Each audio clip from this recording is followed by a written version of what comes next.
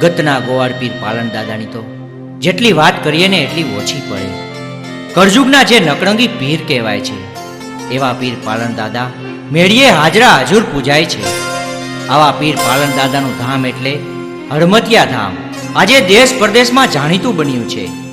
રાજકોટ જિલ્લાના મોરબી તાલુકાથી 10 કિલોમીટરના અંતરે નાનું એવું હડમતિયા ગામ આવેલું છે. આ ગામની માલિપા ગતના ગોવાળ આપા પાલન દાદાની મેળીએ આવેલી છે, જ્યાં બારમતીના પાટો મંડાય છે. જાગતી જ્યોતના સથવારે વેદોની વણઝારો થાય છે. ઘર આપાની પૂજાઓ થાય છે. સઘળી ગત કપૂરિયા કુંડમાં સ્નાન કરવા જાય છે. હોસેને ઉમંગે અહીં કાકણો ભરાય છે. એવા હડમતિયા ગામમાં ભાદરવી નોમનો 3.5 દિવસનો મોટો મેળો ભરાય છે. અહીં પાલનપીર દાદાની જ નહીં પણ એના 5 દીકરા રાજા પીર, જસરાજ પીર, સાવ પીર, દેવાયત પીર અને સૌથી નાના દીકરા માત્રા પીરની સમાધિઓ આવેલી છે. તેમજ પાલનપીર દાદાના ધર્મપત્નીઓ આલુમા અને પાલુમાની ચેતન સમાધિઓ અહીં બિરાજમાન છે. ત્યાર પછી પાલનપીર દાદાના પિતા માલા દાદા સોંદરવા બાબરાદેવની પણ અહીં સમાધિઓ આવેલી છે. સામેના ભાગમાં અજેપાર દાદાનું પણ ભવ્ય મંદિર આવેલું છે. આથી આગળ વાત કરું તો મેળીની 8 પોર ચોકી કરતા મંદિરના પટાંગણમાં દાવડા ગણેશદેવ હાજરા હજુર બિરાજમાન છે.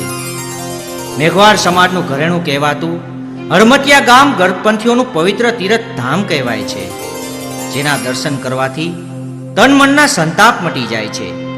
જે કોઈ નર અને નારી અહીં શ્રદ્ધા સાથે પાલનપીરના દર્શન કરવા આવે છે ને એની પીર હયાની હામ પૂર્ણ કરે છે.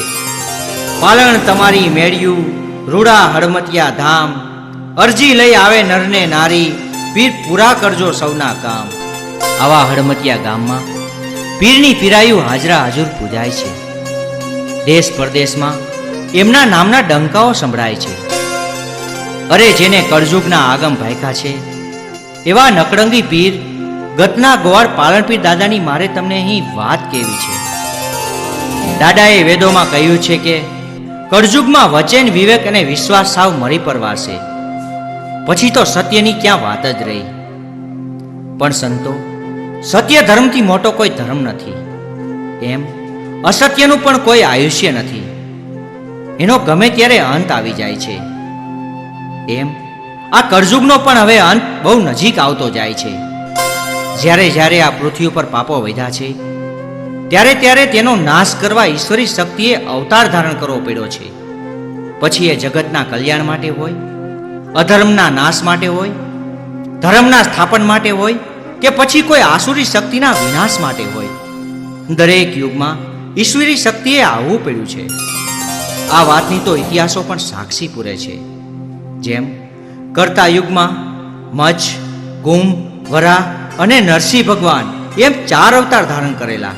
ત્યાર પછીના યુગમાં એટલે દ્વાપર યુગમાં બુદ્ધ ભગવાન અને શ્રી કૃષ્ણ ભગવાન એમ 2 અવતાર ધારણ કરેલા. ત્યાર પછીના યુગ એટલે કે ત્રેતા યુગમાં વામન, પરશુરામ અને શ્રીરામ એમ 3 અવતાર ધારણ કરેલા. અને હવે પછીના આ ચોથા યુગમાં એટલે કે કળજુગના અંતકાળે કાલિંગા રાક્ષસનો સંહાર કરવા એકમાત્ર નકળંગધણી અવતાર ધારણ કરશે, જેને મેઘવાળ સમાજ કલ્કી અવતાર કહે છે.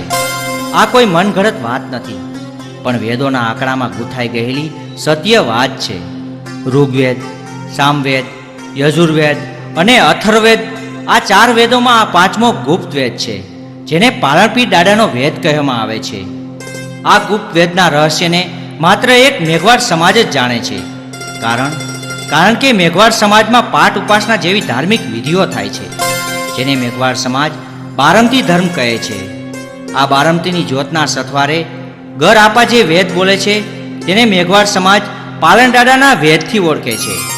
કહેવાય છે કે હજારો વર્ષ પહેલા સૌરાષ્ટ્રની ધરતી પર પાલિતાણા તાલુકાના ગામ કદમગીરીમાં જ્યાં કોરંભો ડુંગર આવેલો છે, આ ડુંગર ઉપર વિક્રમની 9મી સદીમાં કલિકાલનો એકમાત્ર નરમેઘ યજ્ઞ થયો હતો.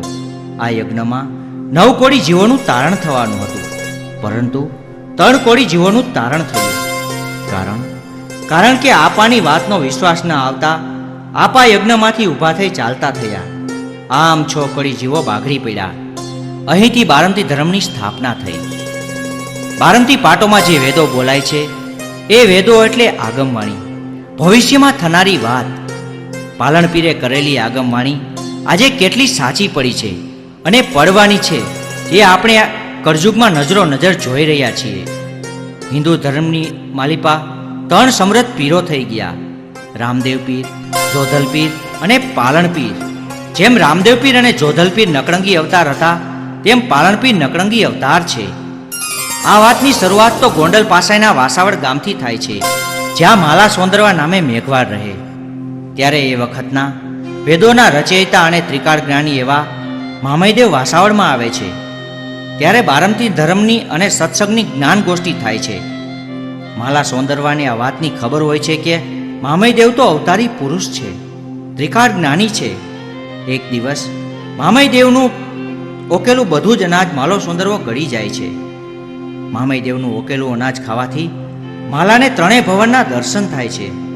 પછી તો માલો મેઘવાળ મામયદેવની સેવા ચાકરી કરવા લાગે છે. આમ માલા મેઘવાની સેવા ચાકરીથી મામયદેવ માલા ઉપર પ્રસન્ન થાય છે અને એને અભય વરદાન આપે છે કે હે માલા, તું આ ભોમકા મેલી પર ભોમકા જા. મોરબી તાલુકાના હળમતિયા ગામે જા.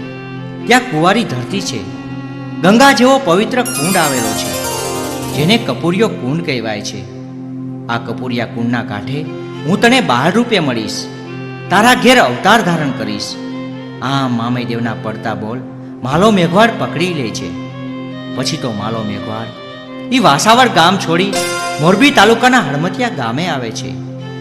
હળમતિયા ગામને પોતાની કર્મભૂમિ બનાવી ત્યાં સદાને માટે વસવાટ કરવાનું નક્કી કરે છે. પછી તો દિવસ પછી દિવસ હાલતા જાય છે. માલો મેઘવાળ પણ નિત્ય પ્રમાણે કપૂરિયા કુંડમાં સ્નાન કરવા જાય છે. પણ ભાઈ, આ તો અવતારી પુરુષની વાણી, એમાં કાંઈ ફેર પડે નહીં. એક દિવસ સવારના પરોઢિયે ઉગતા સૂરજના તેજ પ્રકાશે કપૂરિયા કુંડના કાંઠે એક તેજ કુંડ ઝળહળતું દેખાયું. આ તરફ સ્નાન કરીને નીકળેલા માલા મેઘવાની નજર પણ આ બાળકના તેજ પ્રકાશ પર ગઈ. એને તરત જ મામયદેવનું વચન યાદ આવ્યું, લીધેલા બોલ યાદ આવ્યા. તેજસ્વી બાળકને જોઈ માલાના મનમાં હરખનો પાર ના રહ્યો. પછી તો માલા મેઘવાળે આ બાળકનું નામ પાલન રાખ્યું, જે આજે ગતનો ગોવાળ આપા પાલણપીર તરીકે હળમતિયા મેળીએ હાજરો હજુર પૂજાય છે. આજે આ પાલણપીરના દર્શન કરવાથી તનમનના સંતાપ મટી જાય છે. ભાદરવી નોમનો 3.5 દિવસનો મેઘવાળોનો મોટો મેળો ભરાય છે. આ મેળો પણ કેવો? મેઘલી ગઈતનો મેળો. ના કોઈ ફજીત ફારકા કે ના કોઈ જાદુઈ ખજાના, ના કોઈ મસ્તી મજા કે ના મનોરંજનનો મેળો. અરે અહીં તો બારમતીના પવિત્ર દર્શન થતા હોય, વેદોની વણઝારો થતી હોય, ઘર આપાની પૂજાઓ થતી હોય, મન કર્મ અને વચનથી પાલણ દાદાનું સ્મરણ થતું હોય એવો ધાર્મિક મેળો. સૌરાષ્ટ્ર ગુજરાતમાં ઘણા મેળાઓ ભરાય છે, પણ આ એક અલગ પ્રકારનો મેળો ભરાય છે.